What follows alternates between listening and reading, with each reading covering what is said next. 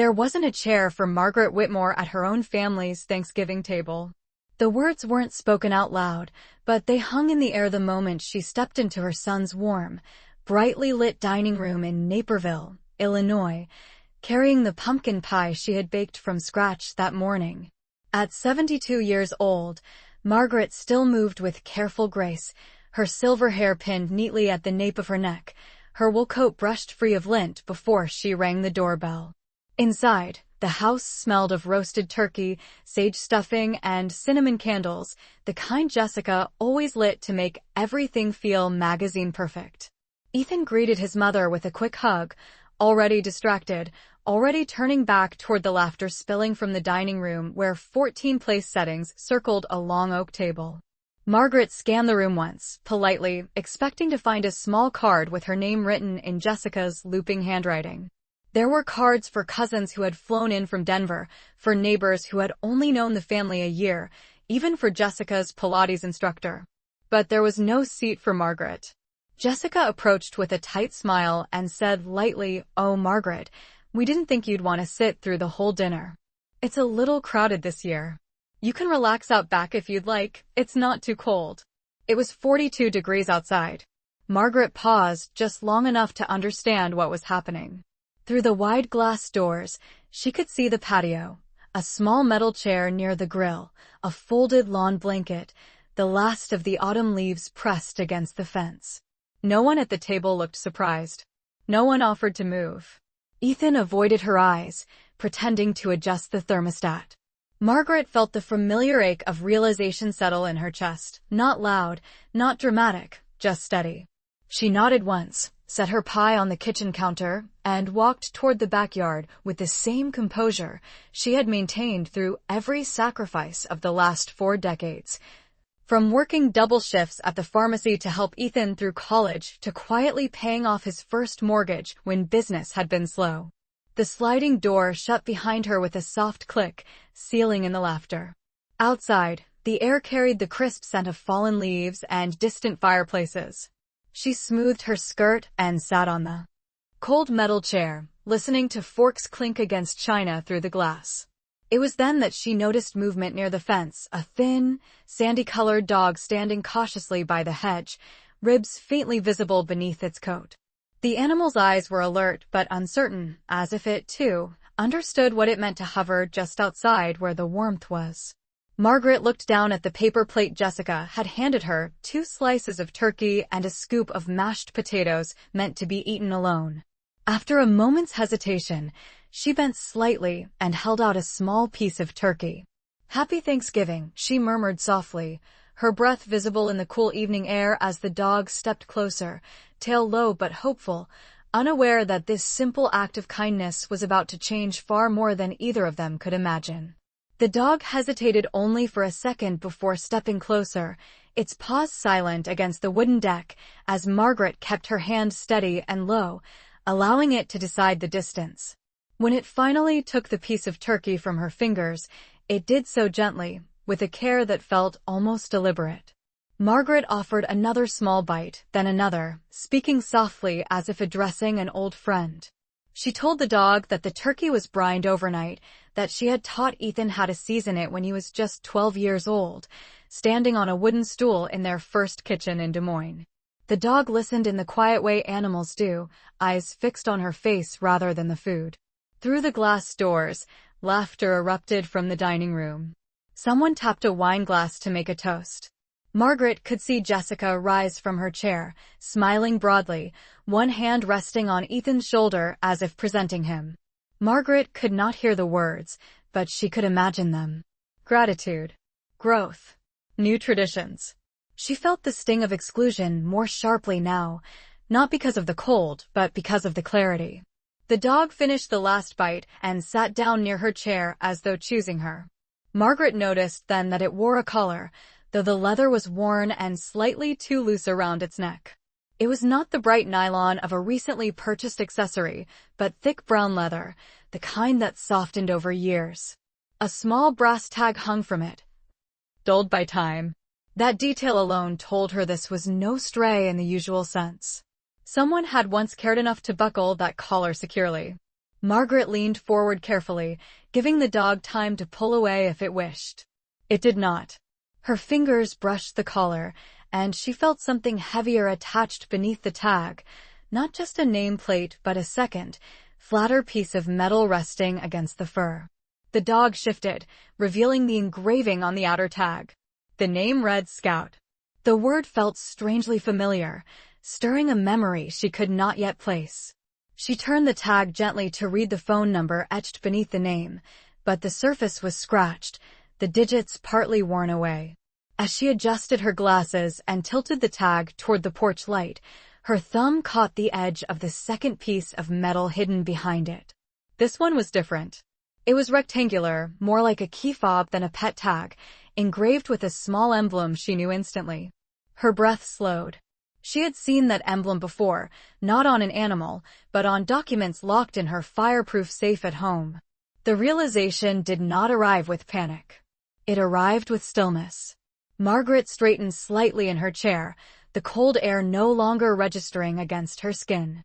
Inside the house, her family continued eating, unaware that the quietest person at their gathering had just discovered something that did not belong to coincidence. The dog rested its head lightly against her knee, as if sealing an unspoken agreement, and for the first time that evening, Margaret did not feel like the one left outside.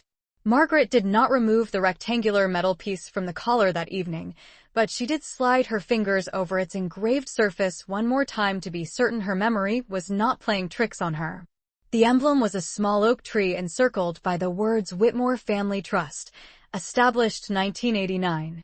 It was the same insignia printed in dark green ink on the original trust documents she and her late husband had signed more than 3 decades earlier at a law office in downtown Chicago.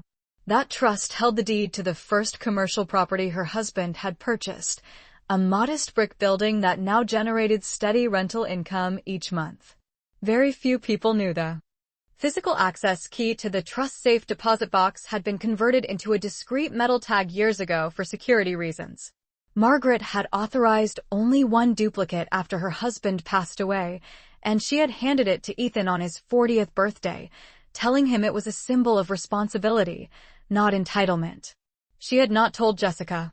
The dog, Scout, shifted closer, as if sensing the change in her breathing.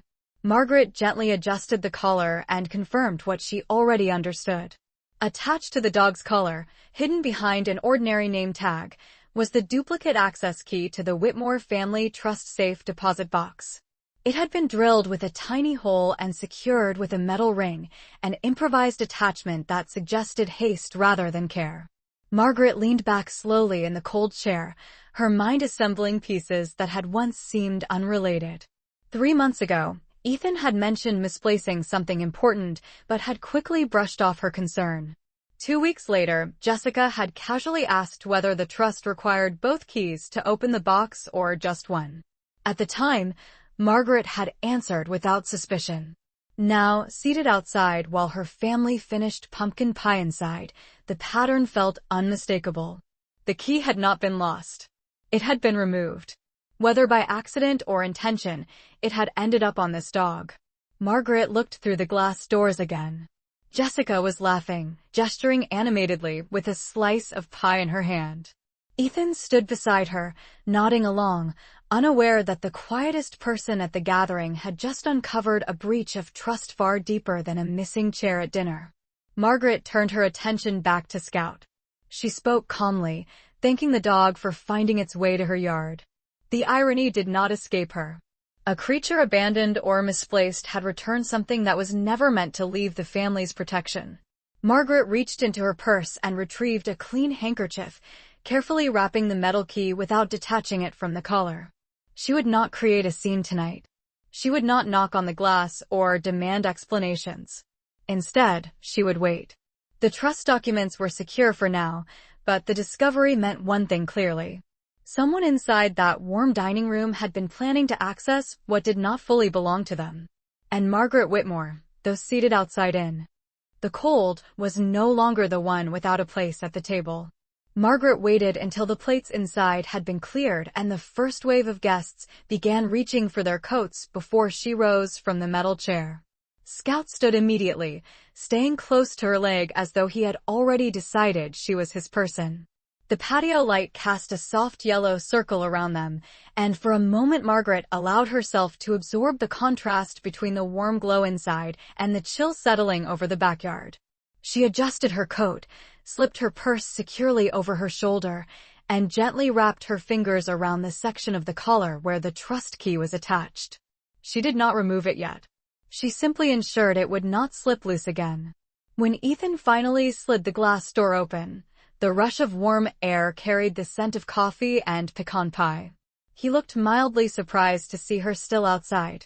"Mom, you should have come in for dessert," he said, as if the evening had unfolded normally. Margaret offered a calm smile. She told him she had enjoyed the fresh air. Jessica appeared behind him, her expression composed but watchful. Her gaze flickered briefly to the dog. "Oh, that thing has been wandering around the neighborhood," Jessica said lightly. "Animal control will probably pick it up tomorrow." Margaret knelt slightly and rested her hand on Scout's back. "He is not wandering," she replied evenly. "He belongs to someone." The statement carried more meaning than the words suggested. Jessica's smile tightened almost imperceptibly. Ethan shrugged and mentioned that they were thinking of reorganizing some financial matters before the end of the year, that it might be easier if Margaret simplified the trust structure. The suggestion was delivered casually, almost rehearsed. Margaret listened without interruption. She had learned long ago that people often revealed more when they believed they were leading the conversation. She nodded once and said they could schedule a proper discussion with the attorney in December. Jessica's shoulders relaxed slightly at that. Margaret then added, in the same steady tone, that she would be stopping by the bank next week to review all documents personally, just to ensure everything remained exactly as intended. The air shifted. Ethan blinked, clearly not expecting that response. Jessica folded her arms loosely, maintaining her pleasant expression, but the brightness in her eyes dimmed. Margaret did not accuse. She did not confront. She simply allowed the weight of her words to settle. She thanked them for dinner, though she had barely eaten, and mentioned that she would be taking Scout home with her for the evening to make sure he was safe. Jessica hesitated before objecting, then seemed to reconsider. "Do whatever you think is best," she said. Margaret understood the subtext. The less attention drawn tonight, the better for everyone. She walked toward the driveway with measured steps, Scout trotting quietly beside her. The cold no longer felt sharp. Instead, it felt clarifying. Inside her purse, her fingers brushed the outline of her phone. Tomorrow morning, she would call the bank and confirm whether any inquiries had been made about the safe deposit box. She would also contact the attorney who had drafted the trust decades ago. Margaret Whitmore had spent most of her life placing her family's comfort ahead of her own. Tonight had shifted something fundamental. As she opened her car door and helped Scout into the passenger seat, she understood that the coming weeks would not be about confrontation. They would be about verification, preparation, and quiet correction. And this time, she would not be the one left outside waiting for permission to enter. Margaret drove home slowly through the quiet suburban streets, the glow of early Christmas lights already appearing on porches even though Thanksgiving had only just ended. Scout sat upright in the passenger seat, unusually calm, as if he understood that he had crossed into a different chapter of his life. When she pulled into her driveway, the familiar sight of her brick ranch house brought a steady sense of control back to her thoughts. She opened the garage, turned off the engine, and looked at the dog for a long moment before speaking. She told him that he would be safe here. Inside, she filled a stainless steel bowl with water and placed an old quilt near the fireplace. Scout circled once and lay down without hesitation. Margaret removed her coat, washed her hands, and then carefully knelt beside him. With deliberate fingers, she unclipped the metal ring securing the trust key to the collar. The small rectangular piece of engraved metal rested in her palm, heavier than it looked. She placed it on the dining table under a bright overhead light, and studied it again, confirming the oak tree emblem and the engraved lettering. There was no doubt now. The duplicate access key to the Whitmore family trust safe deposit box had been deliberately repurposed and attached to this dog. The question was not what it was, but how it had traveled from Ethan's possession to a wandering animal in his own backyard. Margaret moved with quiet efficiency. She retrieved her fireproof safe from the hall closet, unlocked it, and removed the original trust documents along with her personal key. The paper edges were crisp, the notarized seals intact. She reviewed the clauses slowly, her reading glasses resting low on her nose. The trust required both keys and identification from an authorized trustee to open the safe deposit box at First Federal Bank in downtown Naperville. She checked the latest annual statement, confirming the assets remained untouched as of the previous quarter. Still, she knew better than to rely on assumption. She picked up her landline phone and left a brief message for her attorney, requesting a meeting early the following week. She also made a note to visit the bank in person the next morning when it opened at 9 o'clock. Margaret did not feel anger rising in her chest. What she felt instead was a quiet recalibration. For years, she had gradually stepped back, allowing Ethan and Jessica to handle more decisions, trusting that the values she had instilled would guide them. Tonight had shown her that trust without verification was merely hope. She returned to the living room and sat in her armchair, watching Scout sleep peacefully near the fire. The house felt warm, steady, grounded in history that no one could casually rearrange at a holiday table. Margaret understood that whatever explanation eventually surfaced, the trust key would not return to its previous status.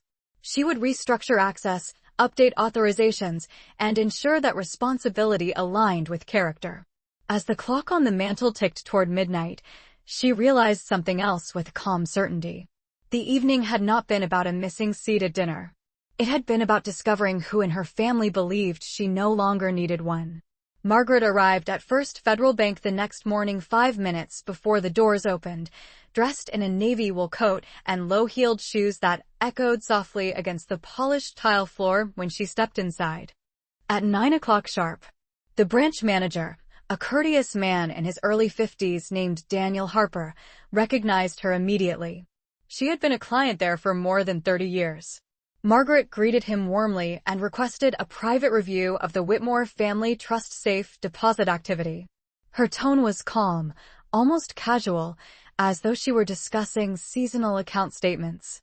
Daniel led her into a small office with glass walls and pulled up the trust records on his computer. Margaret watched his expression carefully as he scrolled. There had been no successful access to the safe deposit box. However, there had been an inquiry 3 weeks earlier. Someone had called asking about the process required to open the box and whether both physical keys were mandatory. The caller had identified himself as Ethan Whitmore. Margaret nodded slowly, absorbing the confirmation without visible reaction. She thanked Daniel and requested that a temporary security alert be placed on the box, requiring her in-person authorization for any access attempt, regardless of trustee status. Daniel agreed without hesitation. Margaret then asked to physically verify the contents. In the vault, beneath bright overhead lights and quiet surveillance cameras, she unlocked the box with her key. The documents were untouched, neatly stacked in their original envelope. She allowed herself one steady breath of relief before closing the box and relocking it with deliberate care. Back in her car, Margaret did not immediately start the engine. She rested her hands on the steering wheel and reflected on the sequence of events. Ethan had not acted impulsively. He had gathered information first. That suggested intention. Whether Jessica had encouraged it or merely supported it remained unclear, but the coordination was evident. Margaret drove directly from the bank to her attorney's office in downtown Naperville. The receptionist ushered her into a conference room where framed certificates lined the walls. When her attorney entered, Margaret placed the duplicate key on the table between them without dramatics. She explained how she had recovered it and requested a complete revision of trustee authority. She wanted sole control reinstated immediately and a provision added that required a character-based review before any future transfer of authority. Her attorney listened carefully, taking notes. He asked if she wished to confront her son directly. Margaret shook her head. Not yet. Confrontation without preparation was merely emotion. She preferred structure. She instructed. him to draft amendments by the end of the week. When she returned home that afternoon, Scout greeted her at the door with quiet loyalty. Margaret knelt to remove the old collar and replaced it with a simple new leather one she had purchased on the way back, keeping the engraved trust key secured inside her safe, where it belonged. The house felt orderly, stable. Outside, the last leaves of autumn drifted across her lawn. Inside, Margaret Whitmore understood that she was no longer reacting to exclusion. She was re-establishing authority, not through anger, but through documentation, foresight, and timing. 3 days later, Margaret called Ethan and invited him and Jessica to dinner the following Sunday evening at her house. Her voice was warm, measured, impossible to read. She told them she had updated a few family documents and thought it would be responsible to review everything together before the end of the year. Ethan agreed quickly, almost too quickly, and said they had actually been meaning to talk with her as well. Jessica's voice carried faintly in the background, asking what time. Margaret suggested 5 o'clock, early enough to allow for a proper meal and conversation without rush. On Sunday afternoon, Margaret set her dining table with deliberate care. There were 3 proper place settings arranged evenly across the polished wood surface, each with folded linen napkins and the good china she reserved for meaningful occasions. No one would sit outside this time. A roast chicken rested in the oven, seasoned simply with rosemary and lemon, filling the house with a welcoming aroma. Scout lay quietly near the fireplace, his new leather collar smooth and unremarkable. The old collar and its hidden attachment remained secured in her safe. When the doorbell rang at exactly 5 o'clock, Margaret opened it with the same composed expression she had worn at the bank and the attorney's office. Ethan stepped inside first, offering a polite hug. Jessica followed, carrying a store-bought dessert and a careful smile. They complimented the house, the scent of dinner, the warmth of the fire. Margaret invited them to sit. As they settled into their chairs, a subtle awareness crossed Ethan's face when he noticed that Margaret had placed a leather folder beside her plate. Jessica's eyes flicked toward it briefly before she reached for her water glass. Dinner proceeded with controlled civility. Margaret asked about Ethan's work at the consulting firm and listened as he described a potential expansion. Jessica spoke about a holiday charity event she was helping organize. Margaret nodded thoughtfully, allowing them to fill the room with normal conversation. When the plates were cleared and coffee was poured, she opened the leather folder without hesitation. Inside were revised trust documents neatly clipped together. She explained calmly that after reviewing the trust structure and consulting with legal counsel, she had decided to reinstate sole trustee authority to herself effective immediately.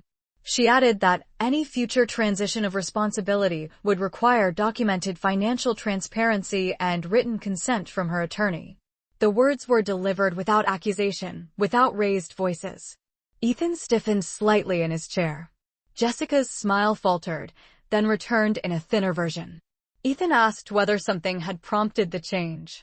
Margaret met his eyes steadily and said that responsible stewardship required periodic evaluation. She mentioned that the bank had informed her of a recent inquiry regarding access requirements. Silence settled over the table, heavy but controlled. Jessica glanced at Ethan. He cleared his throat and said he had only been gathering information for future planning. Margaret acknowledged that planning was wise. So was accountability. She did not mention the recovered key. She did not describe the backyard discovery. She did not need to. The structure had shifted. The authority was clear. And this time, everyone at the table understood exactly who held it. The silence that followed Margaret's statement did not explode into argument. Instead, it lingered in the room like a test of character. Ethan leaned back in his chair, folding his hands together as if calculating the safest response. Jessica reached for her coffee cup, though she did not drink from it. Margaret observed them both with the same steady composure she had carried into the bank vault days earlier.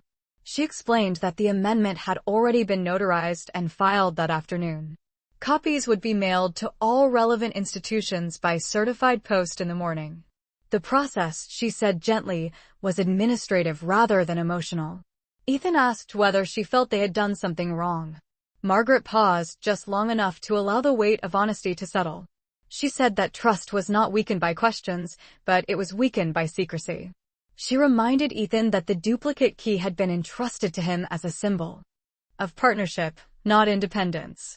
Jessica's expression shifted at that word. Partnership implied equality of character.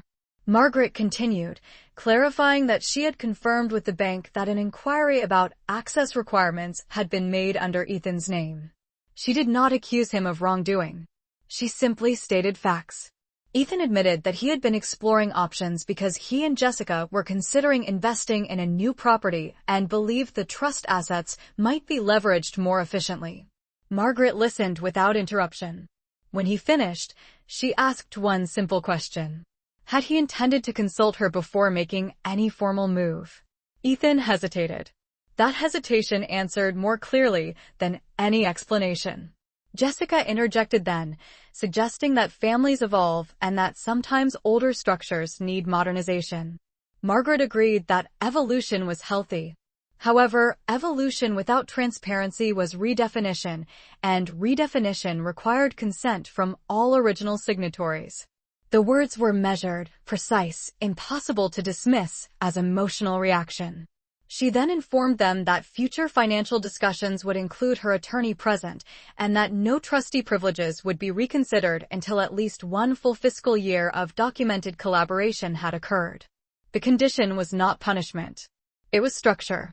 Scout rose from his place near the fireplace and walked quietly to Margaret's side, resting his head against her knee. The gesture was small, but it shifted the atmosphere. Ethan noticed it. Jessica did as well. Margaret placed her hand gently on the dog's head and said that loyalty was often demonstrated in subtle ways. She then stood, signaling that the meeting had concluded. There was no raised voice, no dramatic exit. Ethan gathered his coat slowly, clearly unsettled by the realization that authority had been re-established without confrontation. Jessica offered a polite goodbye, her composure thinner than when she had arrived. As the front door closed behind them, Margaret remained standing in her quiet living room. The house felt balanced, grounded. She had not sought revenge. She had restored boundaries. And in doing so, she had ensured that no future holiday would find her uncertain of her place at her own table. The week that followed was quiet on the surface, but it carried a new clarity that Margaret had not felt in years.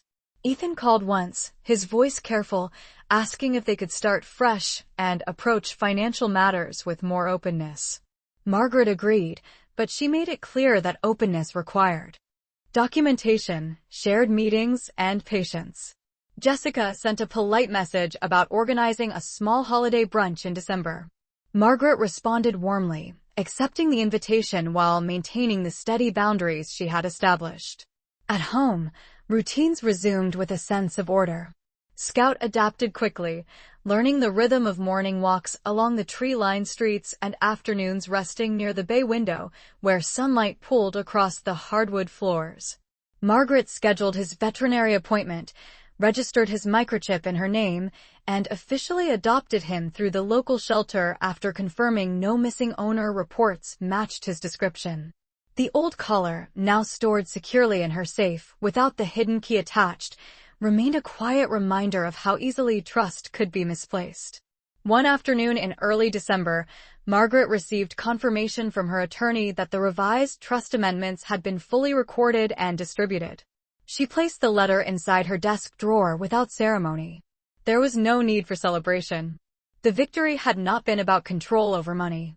It had been about preserving intention. As Christmas lights began appearing across the neighborhood, Margaret found herself reflecting on that evening outside her son's house. She realized that exclusion had not diminished her authority. It had revealed who assumed it was already gone. When the day of Jessica's holiday brunch arrived, Margaret dressed carefully and arrived on time. This time, when she stepped into the dining room, there was a clearly marked place card at the head of the table reading Margaret Whitmore. Ethan met her eyes with a mixture of respect and caution. Jessica's smile was polite, measured. Margaret took her seat without comment. She did not reference the past. She did not need to. Her presence carried its own statement. Later, as conversation filled the room, Ethan asked her advice about a potential business partnership. Margaret offered thoughtful guidance, emphasizing transparency and shared accountability. The words were directed at him, but the lesson extended further. That evening, when she returned home, she stepped onto her own back patio with a cup of tea, despite the chill in the air. Scout settled beside her, content and watchful. The sky above Naperville was clear, the winter stars steady and distant. Margaret understood that family dynamics might shift again over time, but the foundation had been reinforced. She had not raised her voice, staged a confrontation, or severed ties. She had simply reasserted truth where assumption had begun to grow. And as she sat comfortably in her own chair, inside her own boundaries, she knew that no one would quietly move her to the cold margins of her own life again.